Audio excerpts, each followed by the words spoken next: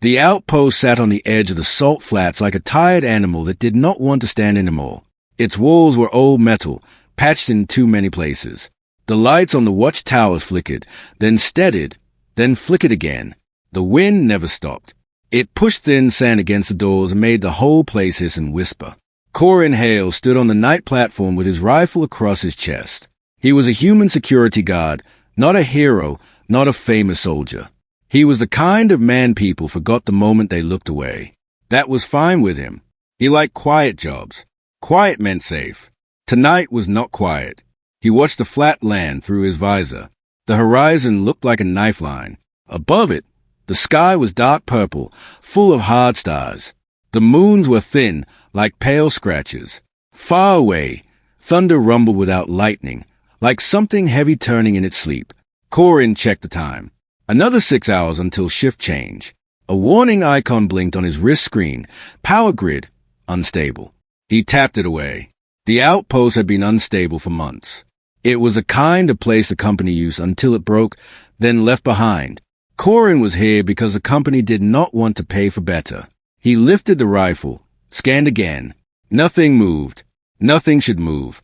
The flats were too open. If anything crossed that land, you could see it from a long way. Still, he felt a wrongness in the air. Not fear exactly. More like a thought he could not shake, the way you feel when someone stares at your back. He turned slightly, listening. Only the wind, only the low hum of old generators. Then his visor flickered. Just a quick glitch, like a blink that was not his. A thin line of static ran across the glass, and the world jumped half a second. Corin stiffened. He hated glitches. Glitches meant sensors lied. And on nights like this, lies could kill. He tapped the side of his helmet. Diagnostics, he muttered. The visor cleared. A calm green display returned. Corin exhaled. He was about to settle back into routine when a small shape appeared near the fence line. At first, he thought it was trash blown in by the wind. Then it moved. It did not slide like paper. It crawled. Corin raised his rifle and zoomed in. A child-sized figure. Green skin. Long ears. A small face. Hard with pain. An orc. Orc raids were a rumor in company bars. People said orcs lived in broken colonies and hidden mines. People said orcs stole supplies and cutthroats. Corin had never seen one this close. This one was a girl. She wore a torn cloak that used to be dark red. The cloth was stiff with dried salt and blood. One of her boots was missing. She dragged her left foot like it would not obey. Around her wrist, a thin black cable trailed behind her like a tail. Corin's finger moved to the trigger guard. His heart beat faster, but his mind stayed cold. He had training. He knew what rules said. Rule 1, do not approach unknowns alone. Rule 2, report first. Rule 3, do not let your feelings decide. He touched his radio. Control, this is Northwatch. I have. He stopped. The girl looked up, straight at the tower, as if she could see his eyes through darkness and glass. She did not wave. She did not beg. She only pressed one hand to her mouth, then pointed at the flats behind her. Then she shook her head, slow and hard. Do not speak. Corin stared. His throat went dry. How could she know he was about to call? How could she see him? The wind was loud. The distance was far. Yet her eyes locked on him like a hook. He lowered the radio without sending. For a long moment, Corin did nothing. He watched her. She watched him back. The cable on her wrist twitched, as if alive, and then went still. Corin felt anger rise, sudden and sharp. Not at her, at whoever had chained the kid and thrown her into the flats. He climbed down from the platform fast, boots clanging on the ladder. He moved across the yard, staying in the shadows between stacked crates. The outpost cameras were old, but they still watched. He did not want the inside team to see too much before he understood what this was. At the fence gate, he paused and listened again. That was when he heard it, a faint mechanical whine. Very far, like insects made of metal. Corin looked out into the flats. Nothing visible, but the sound was real. It came in pulses, rising and falling. Search drones. He swallowed, then made a choice he would not have made last week. He opened the gate and slipped out. The air outside was colder. The salt dust stung his face. He walked low, fast, rifle ready, eyes on the girl. She stayed still until he was close, then she tried to stand. Her knees shook. She almost fell. Corin reached out, careful, palms open. "Easy," he said quietly. "I'm not here to hurt you." She flinched at the sound of his voice like it was a slap. Her hand flew to her mouth again. Her eyes widened with panic. Corin stopped talking. He crouched, keeping his body between her and the open flats. From this close, he could see more. Cuts on her arms, dirt under her nails, a bruise across her cheekbone. She had been running for a long time. The black cable around her wrist was thin, smooth, and too clean. It looked like company tech. Corin took a small water pouch from his belt and held it out. The girl stared at it. Then she stared at his face. Her eyes were not wild. They were tired, sharp, and old in a way that made Corin uncomfortable. Like she had learned the world was cool and stopped expecting anything else. Slowly, she reached for the pouch. Her fingers shook. When her skin touched the pouch, Corin saw something he could not explain. Her shadow moved, late. Not much, just a blink of time. Her body shifted, and her shadow followed half a second behind, like a bad copy. Corin's breath caught. He turned his head, checking the angle of the moons, checking the lights from the tower. Shadows did not lag. Shadows did not make mistakes. The girl drank, small sips, and the cable on her wrist tightened a fraction, as if it reacted to the movement of her throat.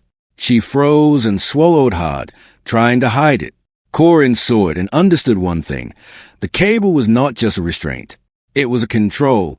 The mechanical whine grew louder. The girl's eyes darted past him again. She raised 2 fingers, then pointed down, urgent. "Hide!" Corin nodded once. He grabbed her cloak gently and guided her toward a low pile of scrap metal near the fence. It was a dead blind spot for the tower cameras. He knew because he had complained about it before. They crouched behind the scrap. Corin held his rifle steady and peeked over the edge. A thin white beam swept across the flats, slow and searching. It came from a drone, still too far to see clearly, but the beam was bright like a blade. Then another beam, then a third. 3 drones, moving in a spread pattern, scanning toward the outpost. Corin's mind raced. If they were company drones, the outpost control would have been warned. If they were not company drones, then something worse was happening. He touched his radio again, almost by habit. He could call for backup. But backup would mean questions. Questions would mean the girl handed over. And whoever hunted her would get what they wanted. The girl's hand touched his sleeve. She pointed at his radio, then shook her head so hard it looked like it hurt. Corin hesitated, then let his hand drop. He made another choice. He would not call. One drone drifted closer. Corin could see its shape now, a black disc with a central eye and small stabilizer arms. Silent except for the soft whine. It floated low, scanning the ground. The beam passed over the scrap pile. It brushed Corin's boots. His visor flashed a warning, targeting laser detected. Corin did not move. He did not even blink. The girl pressed herself tight to the ground. The cable around her wrist twitched again, like it wanted to lift, like it wanted to point. The drone paused. Corin felt sweat under his armor. His muscles tightened, ready to fire. But he knew if he shot, he would light up the night like a flare. The other drones would lock on. The outpost would wake. Everything would explode into chaos. The drone's eye rotated. It moved a few inches left, then right, as if it could smell them. Then it stopped. It stopped not because it found them, but because it heard something. Corin's visor flickered again. A sharp line of static. For half a second, the world doubled. 2 images overlapped, the scrap pile and something else. A faint shimmer, like a door made of heat. Corin's stomach dropped. He looked down at the girl. Her lips parted slightly, but no sound came out. Her throat moved as if she was holding back a hum, a song, a word. Her eyes were wide with fear, not of the drone, but of herself. The drone's beam turned away from Corin and pointed straight at her. The girl's shadow lagged again, worse this time. It stretched wrong on the salt ground, like it was trying to reach the beam first. Corin did not understand what he was seeing, but he understood what he had to do. He raised his rifle, aimed at the drone's central eye, and prepared to break the quiet night. Because if the drone took her now, he knew he would never learn what impossible really meant. And he had a feeling the night was only beginning. The shot did not sound like a normal gunshot.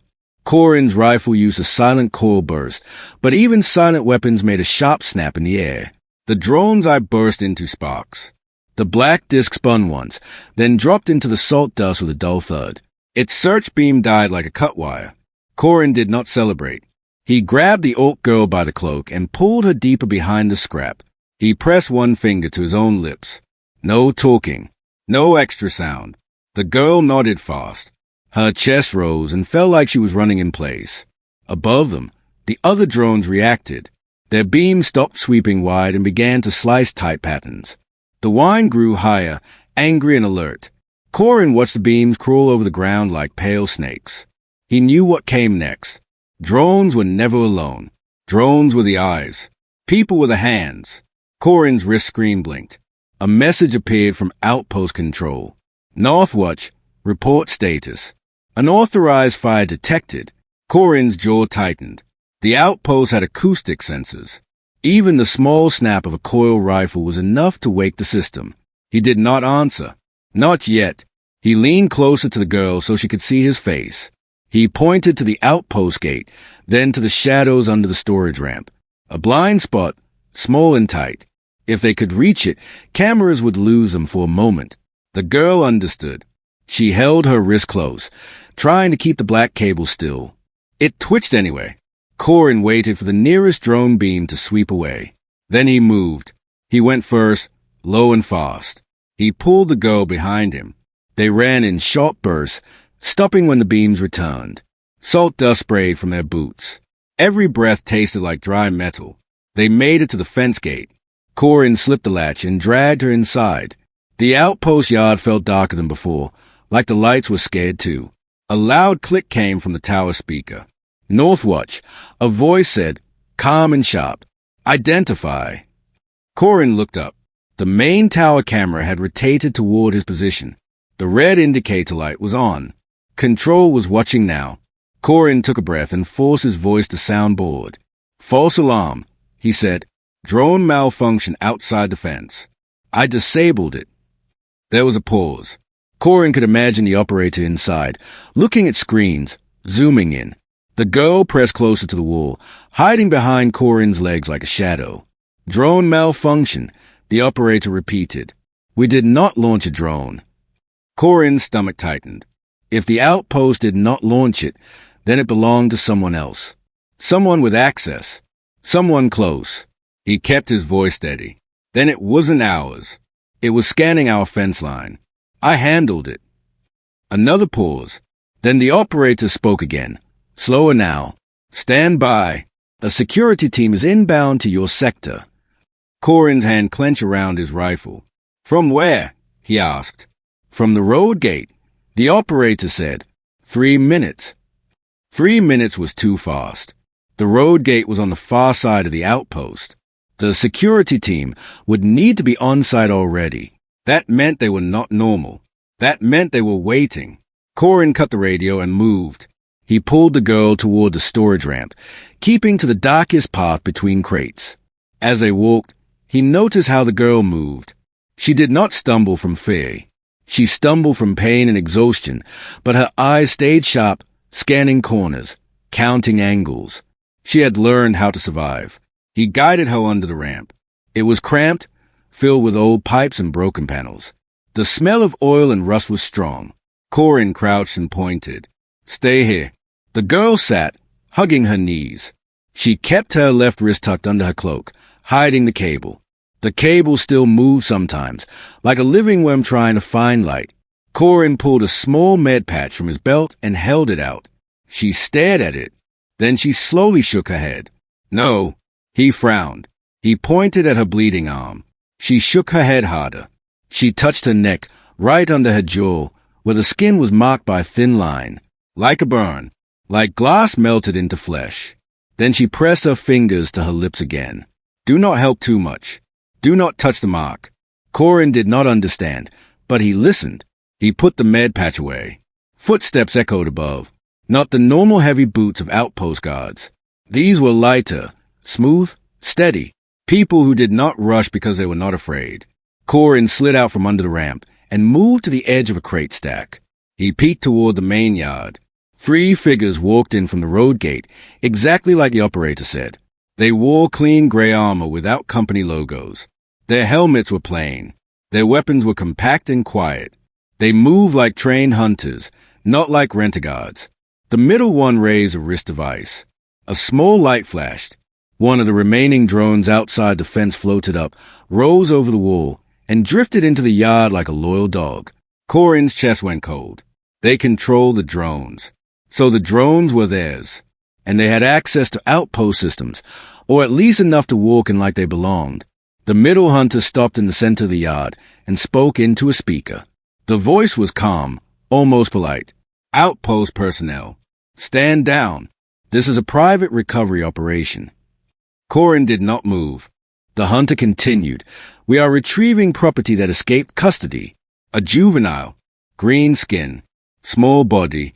She is not your problem. Corin's eyes narrowed. Property, juvenile. The hunter turned his helmet slowly, scanning, not searching like a guard, searching like a person who already knew the answer. Then Corin noticed something strange. The hunter's gaze did not linger on doors or weapons racks. It lingered on places where sound might hide. Corners, vents, under ramps. The hunter was not looking for footprints. He was listening. Corin's radio crackled again. The operator sounded nervous now. North Watch, they say they have authority. They gave codes. I can't block them. Corin kept his voice low. Where did the codes come from? He asked. I don't know, the operator whispered. They match executive level. What do you want me to do? Corin did not answer, because he did not know. The hunters moved in a slow spread. One stayed near the center. One walked toward the storage units. One walked toward the ramp. Toward the girl. Corin's mind snapped into action. He could fight 3 trained hunters, maybe, if he had surprise and space. But if he fought openly, the outpost would become a war zone. The girl would be caught in the middle. He needed time. He stepped out from behind the crates and walked into view, rifle held down but ready. Stop, Corin said, loud enough to carry. This is a company site. You don't have permission to operate here. The center hunter turned to face him. The hunter's visor reflected the yard lights like dead water. We do have permission, the hunter said, and we have patience. Where's the asset? Corin forced a short laugh. I don't know what you're talking about. The hunter took 1 step closer. Not aggressive. Certain. You shot our drone, the hunter said.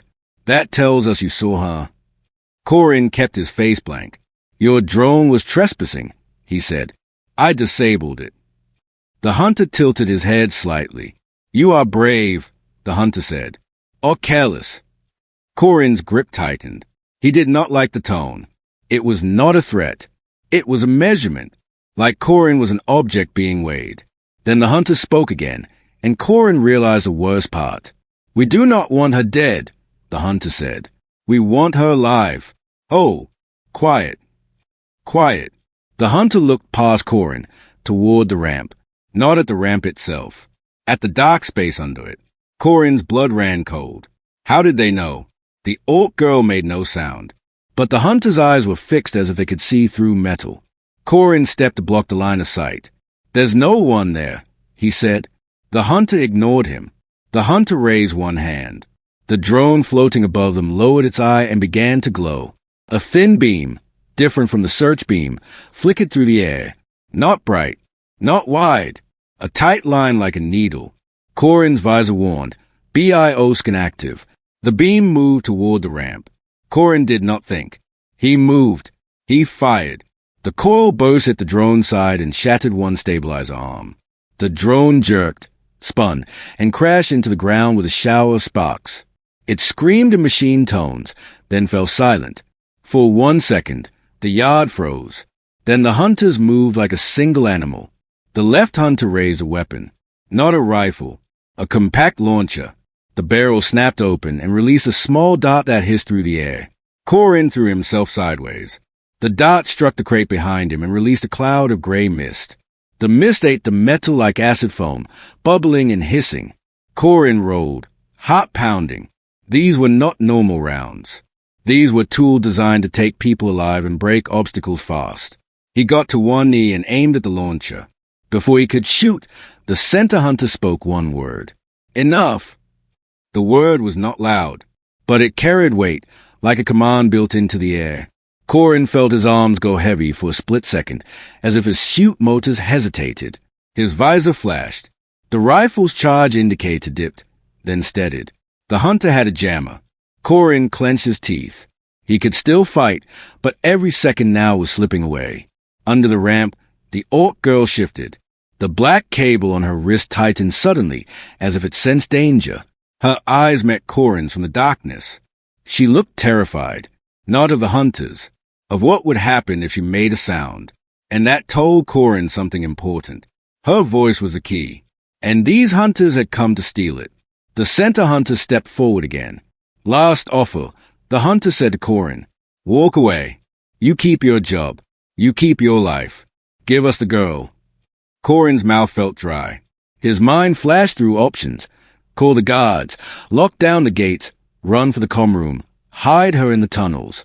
Then he noticed the hunter's helmet angle again. The hunter was not watching Corin's rifle. The hunter was watching the girl's throat. Like the most dangerous weapon was not in Corin's hands. It was inside her. Corin took a slow breath and made the only choice that still felt human. He lifted his radio and spoke into it, clear and firm. "Control," he said. "Lock down the road gate. Now, these people are not company." The operator's voice cracked. "I can't." "Do it," Corin snapped. Then Corin lowered the radio and aimed his rifle at the center hunter's chest. "You're not taking her," he said. The hunter's visor reflected Corin's face. The hunter did not look angry. The hunter looked pleased. "Good," the hunter said softly. "Now we know you will protect her." Corin frowned. "What?" The hunter raised a hand, and the ground under the ramp began to hum. Not from the generators, from something deeper. The lights overhead flickered hard, and the air tasted like iron again. Corin heard a sound that did not belong in the outpost. A low, smooth tone, like a song held inside a closed door. The girl pressed both hands over her mouth, eyes wide, and the hunter whispered, almost like a prayer, "There you are." As the hum rose, Corin realized the truth too late. They were not hunting her by sight. They were hunting her by the impossible thing inside her. And now, the outpost itself was starting to listen. The hum under the storage ramp grew stronger, like a giant machine waking up in the ground. The lights above the yard flickered and dimmed. For a moment, every shadow looked too long. Corin did not wait to see what the hunters would do next. He fired 2 fast shots at the overhead light strip. Sparks rained down. The yard dropped into deeper darkness. The hunter's helmet switched to low-light mode at once, but the sudden change bought Corin 1 clean second. He used that second to move.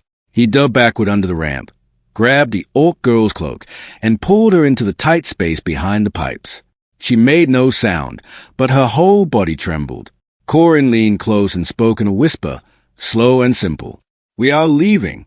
Now." The girl stared at him, then nodded once. She pointed to a narrow gap between 2 metal panels. Her fingers shook as she pointed, but her choice was clear. A hidden path. Corin followed her hand. The gap looked like a broken maintenance access, half covered by a loose sheet of rusted steel. It was too small for a grown man in full armor, but Corin wore light security gear. He could squeeze. He pried the sheet aside. Cold air breathed out from the darkness beyond. The smell was damp, like old water trapped for years. Behind them, boots clanged on the ramp. The hunters were on top now, listening, scanning, waiting for the right moment. Corin pushed the girl through first. She slid into the gap like she had done it before. Corin followed, twisting his shoulders, scraping his arm on metal edges. As soon as he dropped into the passage, he put the sheet back as best he could. It did not seal, but it hid the opening from quick eyes. They were inside a service tunnel. It ran beneath the outpost like a thin vein. The walls were rough metal and old concrete. Pipes ran along the ceiling, sweating cold drops that fell on Corin's helmet. The only light came from his wrist screen and the weak glow of emergency strips along the floor, some dead, some alive. The girl moved ahead, limping but fast. She kept her wrist close to her chest. The black cable around it looked tighter now. Corin could see faint lines of light inside the cable, like a living circuit. He whispered, "How do you know this place?" She did not answer. She only looked back with a warning in her eyes and pointed upward. "Listen." Corin stopped talking. They moved deeper, away from the ramp. After a short tone, the tunnel split into two paths. One path had a red paint mark that read sealed. The other path was darker, older. The girl chose the older path. Corin followed. After 2 minutes, the sound from above became faint. The outpost hum was distant now. In the tunnel, there was only drip-drip water and their breathing. Corin finally dared to speak again, very softly. "What are they? Who are they?" The girl looked at him. Her eyes were sharp, but full of fear that had been carried for too long. She touched her throat with 2 fingers. Then she made a tiny sound, barely more than air. "Etchete." The cable on her wrist jerked. It tightened fast, like a snake. The girl winced and clamped her mouth shut, eyes wide with pain. Corin reacted without thinking. He reached for the cable. The girl slapped his hand away, quick despite her injury. She shook her head hard. "No touch." Corin froze. He lowered his hand slowly. "Okay," he whispered. "No touch." He took a breath and tried another approach. He pointed at her throat and then pointed behind them, toward the hunters. "Your voice," he said. "They want your voice." The girl hesitated, then nodded once. Corin's chest tightened. That made no sense. Why would anyone hunt a child for her voice? Then he remembered the hum in the ground, the way the air tasted like iron, the way his visor glitched, like reality itself was stuttering. He looked around the tunnel. "This place, it's reacting to you," he whispered. The girl looked down, ashamed, as if she had done something wrong. Then she nodded again, slower. Corin's mind kept moving. "Can you control it?" The girl didn't answer right away. Instead, she reached into her torn cloak and pulled out a small object. It was not a device. It was not metal. It was a thin, smooth piece of dark stone, shaped like a broken coin. Symbols were carved into it, small lines and curves that looked too perfect to be made by hand. She held it out to Corin. He took it carefully. The moment the stone touched his palm, his visor flickered. A soft tone filled his ears, not from speakers, not from the tunnel. It was inside his head, like a memory he had never lived. Corin pulled his hand back, shocked. The girl watched his face closely, like she was checking if he was alive. Corin swallowed. "What is this?" The girl pointed at the stone, then at her throat, then at the ground. "Key. Door." Corin stared at her. "A key." She nodded. He looked at the stone again. It was warm now, warming fast, as if it liked being held. Corin's voice dropped even more. "A key to what?" The girl's eyes flicked upward. Not to the outpost. Higher, beyond the ceiling, beyond the sky. Corin felt a chill run through him. A key to something in the stars. They moved again, faster now, because Corin knew the hunters would not stop. They would scan the yard, find the hidden access, and come down like wolves. The tunnel narrowed. The emergency strips died completely. Corin turned on a small wrist light, keeping it pointed low. Ahead, the girl slowed and pressed a hand to the wall. Her fingers traced along old scratches, like she was reading marks. Then she stopped at a blank section of metal wall. To Corin, it looked like nothing, just rust and date. To the girl, it was a door. She looked back at Corin, eyes asking a question. "Trust?" Corin hesitated, but only for a moment. He nodded. The girl took a breath, deep and shaky. Then she opened her mouth. Corin tensed. He expected the cable to tighten, to choke her, but the girl did something smart.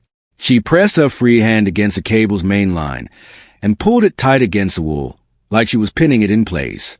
She angled her wrist so the cable's tension would hold it still. Then she made a sound.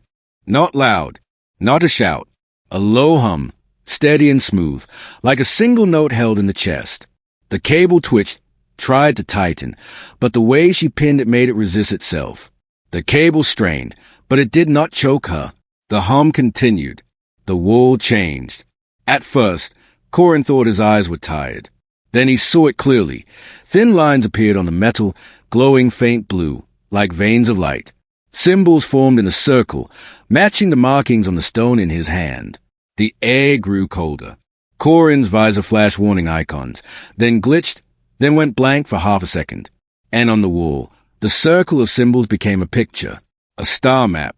Corin stayed, breath caught. It was a map of space, full of points of light. Some were labeled in symbols he could not read. One point pulsed brighter than the rest. The pulsing point was not far away. It was right above their planet, like a mark on the sky that said, "Hey." The girl's hum wavered, and the map pulsed stronger. The tunnel floor vibrated gently, like a heartbeat. Corin felt his skin prickle under his armor. "This is impossible," he whispered. The girl stopped humming. She gasped and covered her mouth, breathing hard. The wall's glow faded slowly, but the pulsing point remained visible for one more second before it disappeared. Corin looked at her. "You can wake sleeping systems," he said, trying to keep his words simple. "Old systems. Hidden systems." The girl nodded, eyes wet with fear and exhaustion. Corin held up the dark stone. "And this helps." She nodded again, then touched the stone with one finger and pulled her finger back fast, like it was hot. Corin understood enough now to be terrified. This outpost was not just a mining checkpoint. It was built on top of something older, something buried, something waiting. And the girl was the key that could open it. A distant clang echoed through the tunnel behind them. Then another, heavy boots on metal stairs. The hunters had found the access. Corin turned off his wrist light at once. Darkness swallowed them. He pressed close to the wall and listened. A calm voice echoed down the tunnel, amplified by helmet speakers. "Asset," the voice called. "We can be gentle.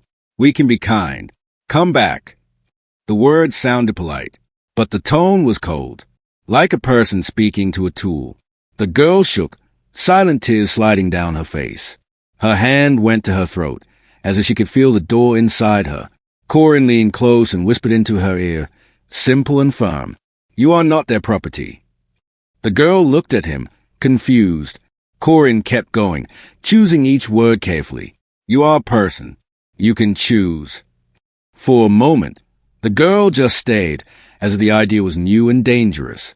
Then she nodded, small but real. Corin looked at the blank wall again, where the map had been. He thought of the pulsing point. He thought of the hum under the ramp. He thought of the hunters using executive codes. Someone powerful wanted this door opened. Someone powerful was close. Corin tightened his grip on the rifle. "We move," he whispered. The girl pointed down the tunnel, deeper into darkness. They began to run. Behind them, the hunters' boots grew louder, steady and sure, like time itself walking after them. And in Corin's hand, the dark stone grew warmer, as if it was waking up too. Corin and the Orc girl ran deeper into the tunnel, but the tunnel did not feel like a normal tunnel anymore. The air was heavy. The walls seemed to carry a low pressure, like a deep ocean. Every few steps, Corin's visor flickered, and the edges of the world looked slightly out of place. The dark stone in Corin's hand was warm now. Not sun-warm. More like a live warm. It pulsed in his palm in a slow rhythm, like a calm heartbeat. Behind them, the hunters followed without rushing. Their boots hit metal in a steady pattern. They did not sound tired. They sounded patient. Corin kept his light off. He moved by touch and memory, guiding the girl through turns and narrow gaps. She led when she could, pointing at cracks in the wall and small side passages. It was clear she had run through places like this before. The girl stumbled. Her bad foot caught on a pipe joint, and she almost fell. Corin caught her fast. He held her by the upper arm, strong but careful. She froze at his touch, not because he hurt her, because she expected him to. Corin's throat tightened. He loosened his grip, then gently guided her forward again. "Keep going," he whispered. "We are close." He did not know if they were close. He just needed her to move. The tunnel opened into a wider service room. Old generators stood like dead animals. Thick cables ran across the floor. A broken console sat against the wall, covered in dust. Above it, a sign was half visible under rust. Sublevel node, authorized personnel only. Corin's eyes narrowed. A node! The outpost had no reason to have a sublevel node. Not on company maps. The girl stepped into the center of the room, then stopped. She looked around like she was remembering something painful. She pointed at the broken console. Then she pointed at her throat. Then she pointed at Corin's hand. Stone. Voice. Console. Corin understood. You want to use it here, he whispered. The girl nodded once. Her face was pale under green skin. She was shaking, but her eyes were focused. Like fear was still there, but choice was stronger. Corin crouched behind a generator frame and aimed his rifle toward the tunnel entrance. Do it, he whispered. I'll cover you. The girl took 2 slow steps toward the console. The black cable on her wrist tightened as she moved. Its inner lines glowed faintly, like it sensed what she planned. She lifted her free hand and pressed it against the cable, trying to pin it again, the same way she did before. Her jaw clenched with pain. Corin watched her closely. He hated this part. He hated that she had to fight her own chain just to breathe. A soft voice echoed down the tunnel, closer now. Asset, the hunter called. You cannot keep running. You are hurting yourself. Corin's knuckles went white on the rifle grip. He wanted to fire. He wanted to end this with bullets. But he knew the hunters had better gear, better numbers, better authority codes. They would win if this became a straight fight. They needed a door. The girl inhaled slowly, as if she was gathering courage from the air. Then she began to hum. It started low and gentle, like a quiet wind through a bottle. A single steady note. The room reacted. Old dust lifted off the floor in tiny spirals. The broken console flickered, not with power from wires, but like it was waking from inside itself.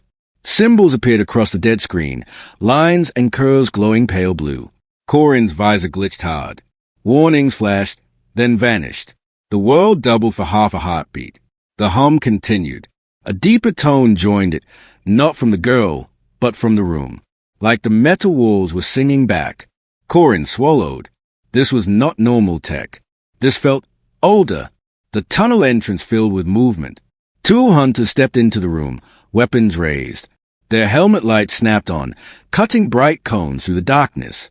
The center hunter followed them, calm as ever. The hunter stopped and watched the girl. Not her face.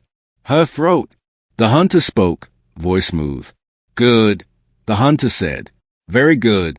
That is exactly what we need. Corin stood up from behind the generator and aimed his rifle at the hunter's chest. Back off, Corin said. The hunter looked at Corin as if Corin was a small problem. You do not understand, the hunter said. This is bigger than you. Bigger than this outpost. Corin kept the rifle steady. I don't care, he said. You're not taking her. The hunters did not shoot. They did not rush him. They waited, like they wanted the girl to finish. Corin felt a cold fear spread through his stomach. They were not afraid of his gun. They were afraid of losing timing. They wanted the event to happen clean. The girl's hum grew stronger. Her eyes squeezed shut. Tears ran down her cheeks, but she did not stop.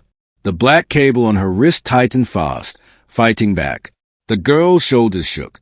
Her hum wavered for 1 second. The console flared bright blue. The room's air turned sharp and cold, like winter poured into it. Corin's breath became visible. His visor beeped once, then died completely. The glass went dark. Corin's heart slammed. He lifted the visor by hand, exposing his eyes to the cold air. He could see clearly now, without the display. And that was when he saw it. The wall behind the console, plain metal, began to split. Not like a door opening, not like a panel sliding. It split like reality was a sheet of paper being cut. A thin bright line appeared, vertical and perfect. No smoke, no sparks, just a line of white light so clean it hurt to look at. The hunters stopped breathing. Corin did not realize he had stopped breathing too. The line widened. The room filled with a soft sound, like distant choir voices made of wind. The white light deepened into a glowing opening. A doorway. Inside the doorway was not another room. It was not a tunnel. It was open sky. A bright blue sky with clouds, and beneath it, a smooth white surface like stone. Far in the distance, massive rings curved upward, huge and silent, like the ribs of a sleeping giant. Corin stared, mind blank. The outpost was under salt flats. The night sky outside was dark. This could not exist behind a wall. The girl's hum broke into a higher note, and the doorway stabilized. The edges stopped shaking. The light became steady. The hunters moved at once. The left hunter stepped forward with a tool in hand, like a clamp designed to grab the girl by the throat without hurting her. The right hunter raised a device, likely to force a voice into a control pattern. Corin shouted, "No!" He fired at the left hunter's shoulder. The coil bursted and spun the hunter back. The hunter did not fall, but staggered. The center hunter raised a hand toward Corin. Corin's rifle charge indicator dipped again, like something was pulling the energy away. A jammer, stronger now. Corin's rifle became heavy and slow. His next shot came out weak and wide, hitting the floor. The hunters advanced. The girl's hum trembled. Her eyes opened, wide with panic. The black cable tightened so hard Corin thought it would break her wrist. Corin made a decision in a single heartbeat. He stepped in front of her. He spread his arms slightly, not to block bullets, but to block hands, to block control devices, to buy one more second. He looked at the girl and spoke loud enough for her to hear, but simple. "Sing," he said. Full voice. "Don't stop." The girl shook her head fast, terrified. She pressed a hand to her throat, like she was afraid the sound would kill them all. Corin's voice became stronger. "I will take the risk," he said. "I will stand here." The girl stared at him like he was insane. Maybe he was. But Corin saw it clearly now. The hunters wanted her alive, yes, but not safe. Alive as a tool. Alive as a key. Alive as a door handle. Corin's chest burned with anger. He had followed rules all his life. He had been small and quiet and careful. And still powerful people walked in and called a child property. He would not let that be the end. The girl took a deep breath, and she sang. It was not a scream. It was not a war cry. It was a pure, strong tone that filled the room like light filling a cup. The sound made Corin's bones vibrate. It made the doorway flare brighter. The air split wider. The doorway expanded from a human-sized cut into a tall arch of white light. The edges shimmered like heat over a road, but the center was clear. Blue sky, white ground, giant rings. The hunters froze. For 1 second, even they looked afraid. Then the impossible thing happened. The center hunter stepped forward, too close to the doorway. Maybe by accident, maybe by greed. The light touched the hunter's armor, and the hunter vanished. Not burned, not thrown, not pulled. One moment the hunter existed. The next moment there was only empty air, as if the universe had deleted the hunter like a bad line of text. The two other hunters stumbled back, shocked. Corin's mouth went dry. He had just watched a living person get erased. The girl's song cut off into a sharp gasp. Her eyes were huge, full of horror. The cable on her wrist loosened for a moment, as if even it was confused. Corin took a step backward, pulling the girl with him. The doorway remained open. But now something moved on the other side. A shadow passed under the blue sky, big and slow. Not a bird. Not a drone. Something massive. Corin felt the room tilt. The air pressure changed again, like the world was holding its breath. Then a shape came toward the doorway from the other side. Tall, calm, not running, walking. Corin raised his rifle, even though he did not trust it anymore. The remaining hunters backed away, suddenly unsure. The shape stopped right at the threshold of the light. And Corin heard a voice, not from a speaker, not from a radio. A voice that sounded like it came from inside the doorway itself. One clear sentence, in broken, simple English. "Stop hurting the child." Corin's blood turned to ice, because the voice was not the girl's, and the thing speaking was about to step into their world. The doorway of white light stood open in the wall like a wound that refused to close. Cold air flowed from it in slow waves, carrying the clean smell of rain and stone, nothing like the salt dust outside. The service room felt split into two worlds, and Corin stood right between them. The tall shape in the doorway did not rush. It stepped forward with calm, heavy control, as if it had all the time in the universe. Its body was long and armored, but not with metal plates like the hunter's. This armor looked grown, layered like smooth bone and dark glass. Its face was hidden behind a mask that reflected the light in soft curves. Corin kept his rifle raised. He did not know if it would work, but he could not lower it. The orc girl stood behind his shoulder, shaking. Her mouth was closed tight. Her chest rose and fell fast. The black cable around her wrist glowed faintly, as if it was angry at what just happened. The two remaining hunters backed away from the doorway, their movements no longer calm. Their confidence had cracked. The erased hunter was gone without a sound, without a trace. That kind of fear could not be trained out. The tall figure in the doorway tilted its head slightly, like it was studying the room. Then it spoke again, slow and clear, as if shaping each word for human ears. Close, the chain, it said. She is harmed. Corin's eyes flicked to the girl's wrist. The cable tightened a little, like it understood it was being watched. The girl winced. The left hunter recovered first. He lifted his weapon, aiming not at Corin, not at the figure, but at the girl. Acid, the hunter said, voice sharp now. Stop vocal output. Now. The girl flinched. Her hand flew to her throat. Corin stepped sideways, blocking the hunter's line of fire. Don't, Corin warned. The right hunter raised a small device, flat and black, about the size of Corin's palm. A control unit. A remote. Corin recognized the shape from company restraint tools used on violent prisoners. But the girl was not a violent prisoner. The hunter pressed a button. The mark on the girl's throat lit up. It was not bright like a normal light. It was a hard, white heat under the skin, like a thin strip of fire. The girl's eyes went wide. She bent forward, choking on pain that did not leave a bruise but broke breath. Corin's body moved before his mind finished the thought. He lunged for the remote. The left hunter shifted fast and swung the butt of his weapon toward Corin's face. Corin ducked, felt the wind of the strike, and drove his shoulder into the hunter's chest. Armor hit armor. Both men staggered. Corin grabbed the hunter's wrist and twisted, hard. The hunter's grip loosened. The weapon clattered to the floor. The right hunter stepped back and raised the remote again, aiming it at the girl like a gun. Corin saw the next pain coming. He did something simple. He threw a small metal tool, his maintenance banner, straight at the remote. It was not a perfect throw. Corin was not a trained athlete, but it was close enough. The spanner hit the remote's edge.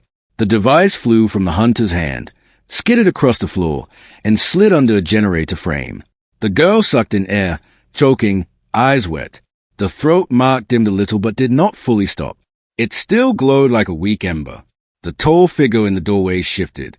It raised one long arm, not in attack, in warning. Stop, it said again, stronger. Oh, you will break the seam. The left hunter recovered his balance and pulled a sidearm. He aimed at the tall figure now, hand shaking slightly. You don't belong here, the hunter snapped. This is corporate territory. The tall figure did not react like a soldier. It reacted like a scientist hearing a child talk about owning the sky. Territory is not yours, it said.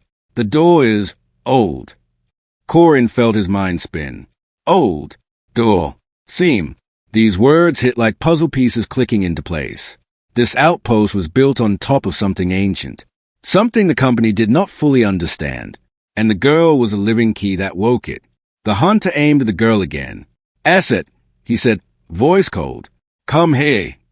The girl shook her head, small and frantic. Corin stepped closer to her. Stay behind me, he whispered. The girl's eyes locked on his face. For a moment, he saw a question there, one that had nothing to do with war. Why are you helping me? Corin did not answer with words. He just stood. The hunters did not shoot yet. They were thinking. They were measuring risk. The doorway had erased one of them like he was dust. They did not know what rules the doorway followed, so they tried to control what they could. The right hunter activated another device on his belt. A small sphere unfolded into a floating unit, like a mini drone but heavier, with thicker panels. It rotated and projected a soft field over the room. Corin's suit motors stuttered again. His rifle charge dipped, his hearing filled with a low buzz. A stronger jammer. The hunter wanted to shut down weapons and force compliance. Corin's rifle became unreliable. He could feel it. The trigger response delayed. The charge light blinked yellow. The hunters smiled under their helmets. Not happy, confident. The left hunter reached down and grabbed his fallen weapon. He pointed it at Corin's chest and spoke like he was reading a policy. "You are a security guard," he said. "Your role is to comply with authorized recovery." Corin's voice came out rough. "You called her property." The hunter replied without shame. "She is. A gate key. A high-value biological interface." The words made Corin's stomach turn. The tall figure in the doorway spoke, almost sad. "Child," it said, "not interface."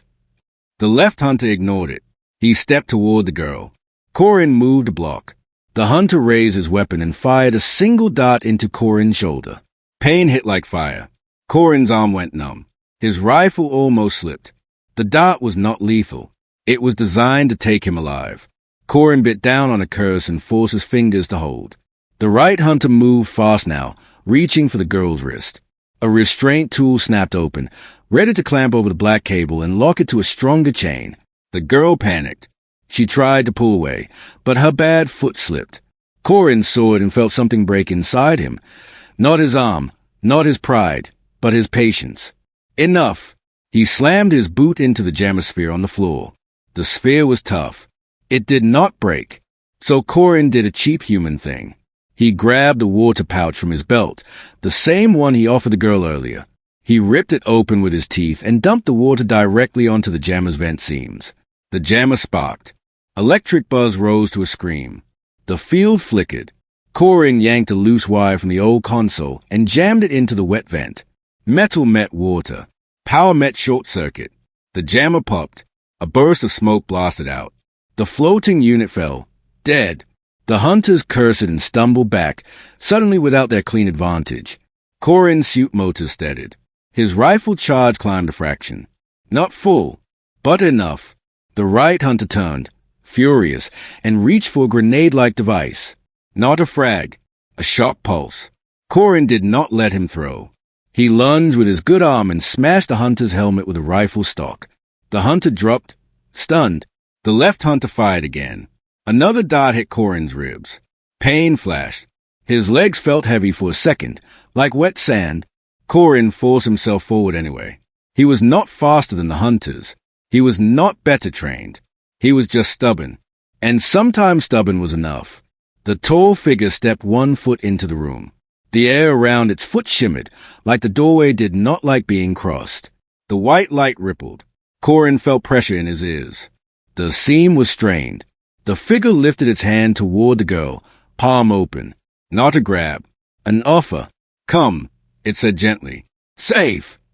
The girl looked at the figure. Then she looked at Corin. She did not move, not because she trusted the figure, because she did not want to leave the one person who did not treat her like a tool. The left hunter saw the moment and made a desperate choice.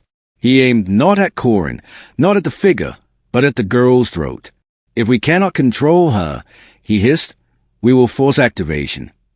He fired. The dart flew toward the girl's neck. Corin threw himself in front of her. The dart hit Corin's collarbone area, just above armor edge. Pain punched deep. His vision went white for a second. He fell to one knee. The girl screamed. A real scream, sharp and full. The black cable on her wrist tightened, then suddenly loosened, as if the scream broke something in its logic. The throat mark flared bright. The doorway roared, silent but powerful. The white light expanded like a wave. Corin looked up, dizzy, and saw the wall of light swell. The seam was opening again. But this time, it did not open like a calm door. It opened like something on the other side was pushing back. A shadow moved in the bright sky beyond, huge and fast. The tall figure's head snapped up, alarmed for the first time. "Too many," it said. "They heard." The hunters froze. Corin tried to stand, but his body felt slow, drugged by the darts. The girl's eyes were wide with terror. She clamped her hands over her mouth again, trying to stop any sound. But it was too late. The seam had heard her. The door flared brighter. And something from the other side began to come through. Something that was not calm, not gentle, and not waiting to talk. Corin's blood turned cold, because he understood the final truth in that moment. The hunters were not the biggest danger in this room. The door was, and now it was opening wide. The white doorway swelled like a tide of light. The air in the service room became thin and sharp. Corin tasted metal on his tongue. His ears rang, not from sound, but from pressure, like the room was being squeezed by invisible hands. He tried to stand. His legs obeyed, but slowly. The darts in his body made everything heavy. His left arm hung numb at his side. His vision blurred at the edges. The orc girl was on her knees behind him, hands clamped over her mouth. Her eyes were wide with panic. The mark on her throat glowed bright, then dim, then bright again, like a warning light struggling to stay steady. The tall figure from the doorway stepped forward fully now. As it crossed the threshold, the edges of the doorway rippled hard. The light flickered. The seams strained. For one breath, Corin thought the doorway would collapse and swallow them all. But it held. The tall figure planted both feet on the floor. The light calmed a little, as if the seam accepted its weight. The figure turned its masked face toward the girl and lowered its head slightly, a gesture of respect. "Child," it said, "softer now. Breathe." The girl did not breathe. Not properly. She shook as if her own lungs were enemies. One of the hunters, the left one, the one still standing, raised his weapon again, but his hands were not steady now. He had seen too much. The erased hunter. The living doorway. The pressure in the air. He was scared. Fear made him dangerous. "Step back," the hunter shouted at the tall figure. "This is corporate jurisdiction. You are trespassing on a controlled site." The tall figure turned its head slowly toward him. "Your words," it said, "are small." The hunter flinched, as if insulted. He aimed and fired a burst of darts at the figure's chest. The darts hit the figure's armor and fell. They did not pierce. They did not spark. They dropped like harmless sticks. The hunter's confidence died in his throat. Corin forced his rifle up with his good arm. It shook. His muscles burned. Still, he aimed at the hunter. "Don't," Corin warned, voice rough. The hunter glanced at Corin. "You're dying for a monster," he spat. Corin's jaw tightened. "She's a kid," he said. The tall figure shifted its attention back to the girl. It took one step closer, but stopped a safe distance away.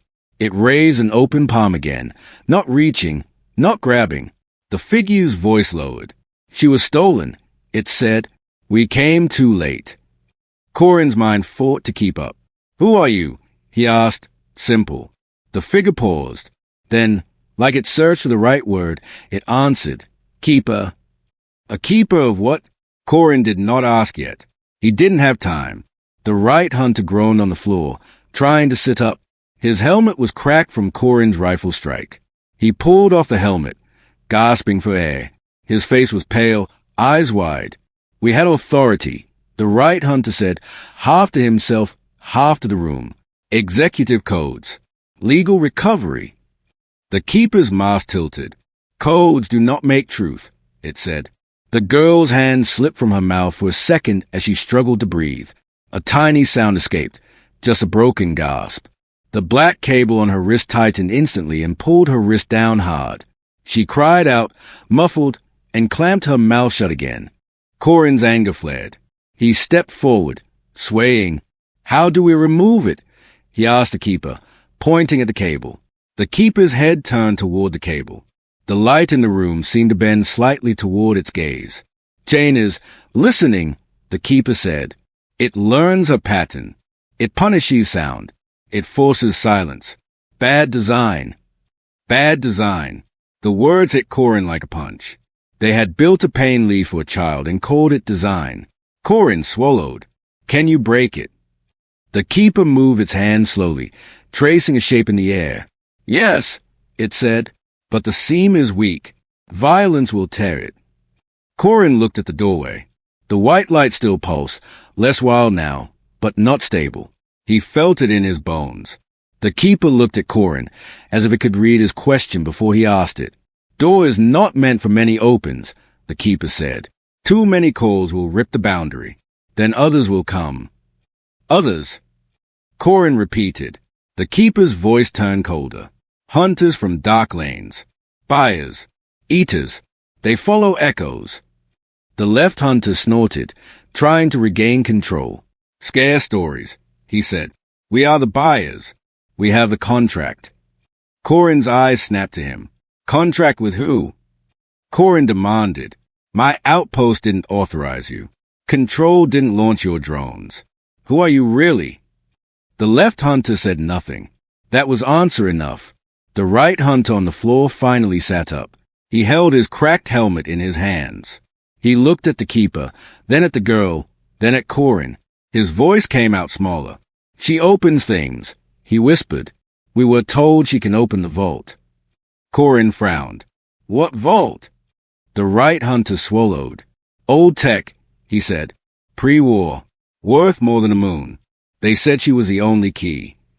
The girl's eyes flicked to Corin, terrified again, like the word vault was another cage. The keeper's voice turned sharp. There's no vault, it said. There's a cradle, a nursery, a place to keep the seam stable. Your kind dug too deep. The left hunter raised his weapon again, but now his aim was shaky. Enough, he snapped. We take the asset and leave. Now. He stepped toward the girl. Corin lifted his rifle, but his body was slow. The dots made his aim swim. He knew he might miss. The keeper moved first. It did not attack the hunter. It simply stepped between the hunter and the girl. The hunter fired again, in panic. The dots hit the keeper's armor and fell. The hunter's face twisted with rage. He grabbed a different tool from his belt, a compact cutter. It unfolded with a sharp blue edge. He lunged at the keeper's side, trying to cut through. The keeper caught the hunter's wrist. Not roughly, not cruelly, firm, controlled. Then the keeper said one word. Sleep. A soft pulse moved from the keeper's hand into the hunter's arm. The hunter's eyes rolled back. His body went limp and fell to the floor like a puppet with strings cut. Corin stared. You could have done that earlier, he said, breathing hard. The keeper turned its mask toward him. We do not harm unless needed, it said. We are not like them. Corin believed it, strangely, quickly, not because it was friendly, but because it had many chances to kill and chose not to. The girl shifted closer to Corin, still shaking. She stared at the keeper with fear, but also with something else. Recognition. The keeper knelt slowly, lowering itself to her height. It kept its hands visible and open. Child of Echo, the keeper said gently, you were taken. You were hurt. We want you safe. The girl's eyes filled with tears. She shook her head again and again. She pointed at Corin, then at herself, then at the doorway. She did not want to go. Not alone. Corin felt something tight in his chest. He looked down at the girl. Do you understand me? He asked. Simple. She nodded. Small. Corin swallowed.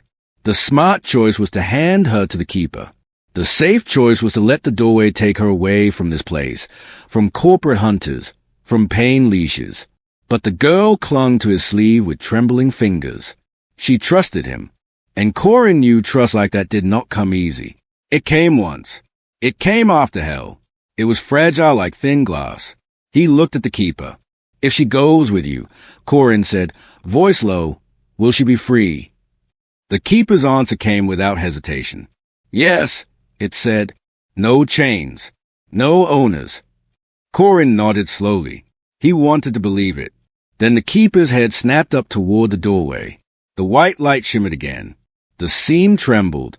Outside, above the outpost, a new sound began. Not boots. Not drones.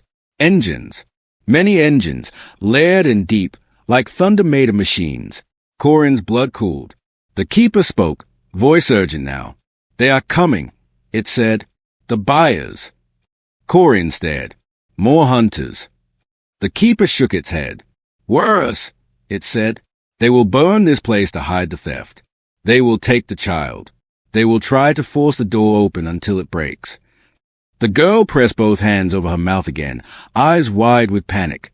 She understood the fear in the keeper's tone even if she did not understand every word. Corin forced his body to stand straight. Pain pulled at his ribs. His arm tingled. He ignored it. He looked down at the girl and spoke in the simplest, clearest words he could. We will not let them take you, he said. The girl stared up at him, then nodded. The keeper rose to its full height and placed one hand near the glowing wall, not touching, like it was feeling the seam's temperature. "We must close it soon," the keeper said. "One more big opening and the seam will tear. Then worlds bleed." Corin glanced toward the ceiling, hearing the engines grow louder. The outpost lights flickered again, responding to the power strain outside. The ground vibrated. The buyers were landing. And Corin understood the next problem at once. Even if they defeated these two hunters, a fleet could crush them like insects. There was only one thing in the room that could change the balance. The doorway. The impossible door. Corin looked at the girl, then at the keeper. "How do we close it?" Corin asked. The keeper answered, voice grim. "She must sing," it said, "but not to open." The keeper's mask turned toward the girl. "To seal." The engines outside roared closer, and above them, the outpost alarm finally began to scream, late and useless, as if the whole place had just realized it was already trapped. The outpost alarm screamed through the salt night, loud and ugly. Red lights flashed in the tunnel ceiling above the service room, washing everything in blood-colored pulses.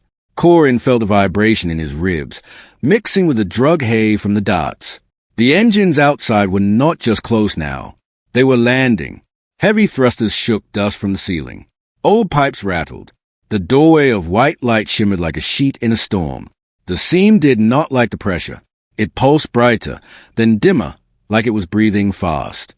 The keeper stood near the doorway, head tilted upward, listening to sound beyond the wall and beyond the sky. "They will enter," the keeper said. "They will take her. They will force the door until it breaks." Corin's jaw clenched. He looked at the girl. She was small, injured, tired, and still holding her mouth like silence was the only way to live. The black cable on her wrist was tighter again, reacting to stress, to her breathing, to every tiny sound she tried not to make. Corin turned toward the two hunters on the floor. One was asleep from the keeper's pulse. The other was stunned, sitting up slowly, dazed and frightened, eyes darting between Corin and the doorway.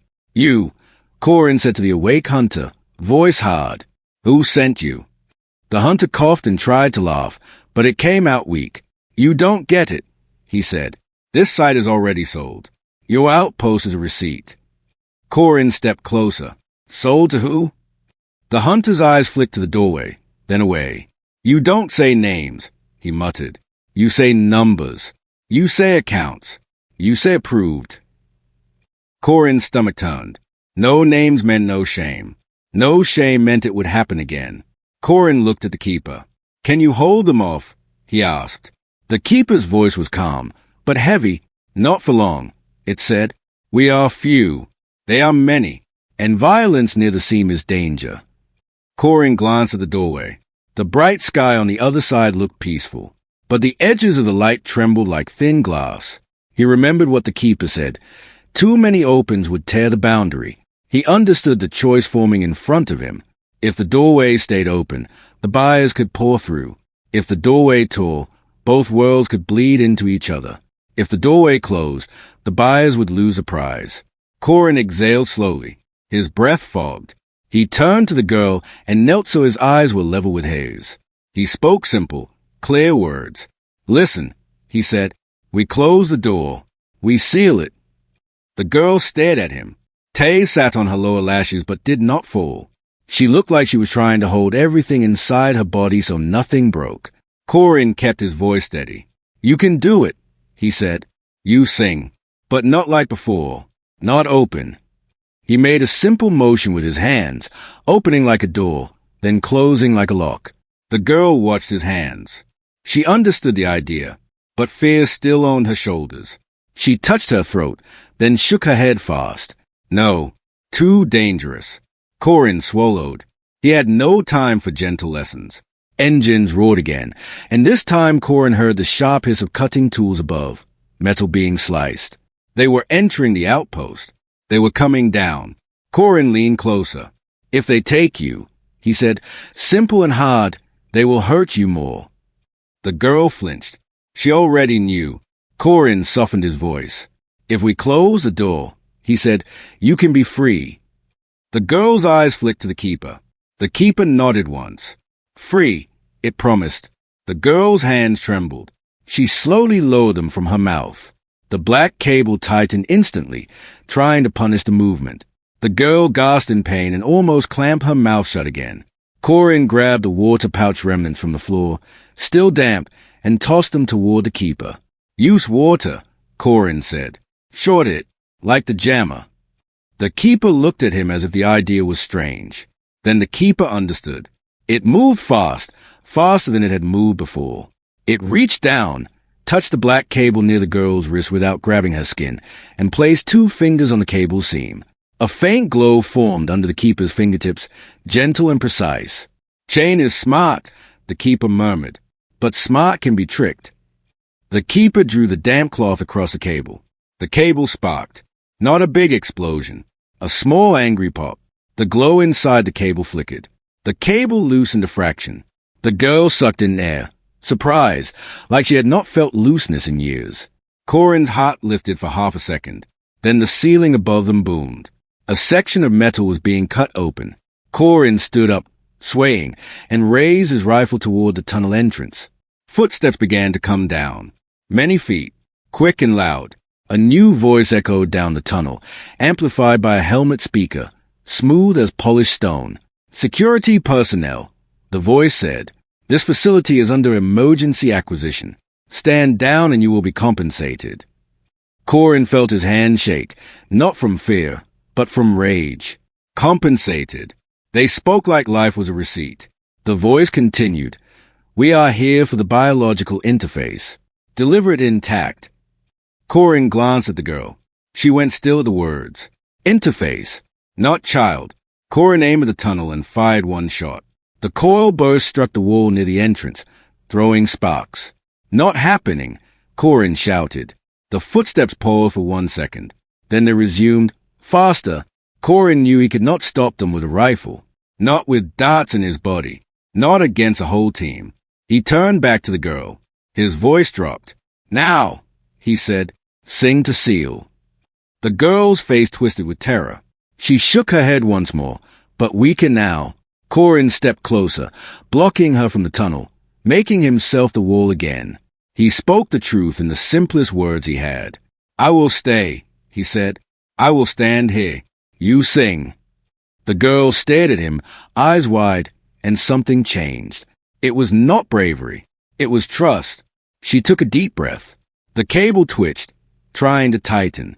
The keeper pressed 2 fingers to the cable again. The faint glow returned. The cable hesitated, confused. The girl began to sing. At first, it was a soft tone, careful, like she was walking on thin ice. The doorway shimmered. The white light rippled. Corin felt the room respond, the way a deep lake responds to a stone. The buyer's footsteps reached the service room entrance. 5 figures poured in, black armor, clean helmets, compact weapons. Behind them, 2 more carried a heavy case with clamps and cables. They stopped when they saw the doorway. Even they hesitated. Then the lead buyer raised his weapon at Corin. "Move," he ordered, "or you will be removed." Corin did not move. He widened his stance, shoulders squared, rifle lifted with his good arm. His left arm hung useless, but he stood anyway. The girl's song grew stronger. The doorway reacted in a new way. The bright opening began to narrow, as if invisible hands were pulling its edges together. The sky on the other side blurred. The massive rings faded.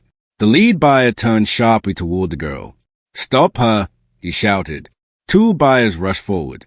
Corin fired at the floor in front of them, forcing them to jump back. He could not kill them all, but he could make space.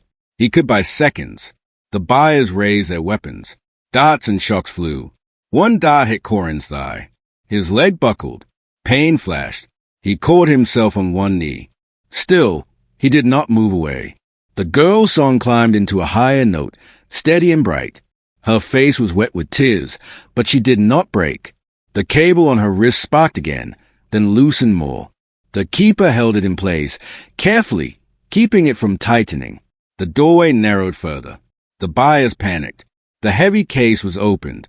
A device inside unfolded, an ugly thing with hooks and sound sensors, built to copy voice patterns and force control. They aimed it at the girl. The lead buyer spoke fast into his comm. We need full activation. Now, before it seals. Corin saw the device power up. He saw the hooks twitch. He did not think. He threw himself forward and slammed his rifle stock into the device. The device cracked. Sparks exploded. One hook snapped and sliced the air. A bias struck Corin hard across the side of the head. Corin's helmet rang. Stars burst in his vision. He fell back. The girl's song shook, almost breaking. Corin forced his eyes open and shouted one word, raw and desperate. Keep! The girl heard him. She kept singing. The doorway was almost closed now, just a thin vertical line of white. The keeper's voice rose for the first time, urgent. Finish, it said to the girl. Seal the seam. Full close. The girl drew in one last breath and sang one final note, clear and strong, like a blade of light. The doorway snapped shut. The white line vanished. The service room wall became solid metal again, as if nothing had happened. For one heartbeat, the room was silent except for breathing and buzzing broken devices. Then a sound came from the wall. A deep, distant thump, like something on the other side had hit the boundary and found it closed. The buyers froze. Their prize was gone. The lead buyer's voice turned cold and ugly. Kill the guard, he said. Weapons lifted toward Corin. Corin's body felt like stone. The darts had sunk deep. His arm trembled. He could not win this fight. But the girl was behind him, and the door was sealed. He had done the one thing that mattered. Corin pushed himself to stand, shaking. He spread his arms slightly again, making himself wide, making himself a target. He looked at the lead buyer and spoke simple words, clear and calm. You don't tone her, he said. The lead buyer stepped forward, weapon aimed at Corin's chest. The girl, exhausted, trembling, took one small step forward, then stopped. She looked at Corin's back, and her face broke with fear and love and grief all at once. Corin did not turn around, but he felt her there. He spoke to her without looking, voice soft now. Run, he said. The girl shook her head. The keeper stepped to her side. Come, it urged. Now, safe path. The buyers advanced. Corin made one final human move. He smiled, small, tired, real, and he said the sentence that was a whole story, the whole reason the world could still breathe. She is not a key, he said. She is a child. The buyers fired. The scene blurred. Corin felt impact, heat, and then nothing for a moment. But in that same moment, the outpost lights flared bright, too bright. The wall where the doorway had been glowed faintly with the same symbols, like a scar that still remembered. The keeper grabbed the girl and pulled her into the darkness of the tunnel, away from the service room, away from the bullets, away from the buyers. As they ran, the girl looked back one last time. Through the flashing red light, she saw Corin still standing, swaying, refusing to fall fast, refusing to give the buyers a satisfaction of easy victory. Then the tunnel turned, and Corin was gone from view. The keeper led her through side passages Corin had never seen, passages that opened for the keeper's touch alone, old locks, old seams, old paths hidden beneath company metal. They reached a sealed hatch at the far end of the tunnel. The keeper placed its palm on it. The hatch opened like a breath. Fresh night air rushed in. Outside, the salt flats stretched wide, cold, and empty. The sky above was still full of stars. Behind them, the outpost burned with floodlights and chaos. The girl stood at the edge of the hatch, trembling, tears falling freely now. The keeper looked down at her. He chose, it said softly. Human chose. The girl pressed a trembling hand to her throat, then to her chest. She looked up at the stars. Somewhere beyond them, the sealed seam held. Two worlds remained apart. Two worlds remained safe. And the reason was simple, small, and impossible in its own way. A quiet human god had stood in front of greed. Not because he was strong, not because he had power, but because he refused to call a child property. Far behind them, in the outpost metal belly, Corin's blood marked the floor like a signature, and on his hand, where he had held the warm dark stone, the skin was faintly changed, as if a symbol had pressed into it from the inside. A scar shaped like a tiny circle, a reminder, a promise, because some doors do not fully close. They remember who protected them. And somewhere in the silent sky, something listened, not like a hunter, like a witness.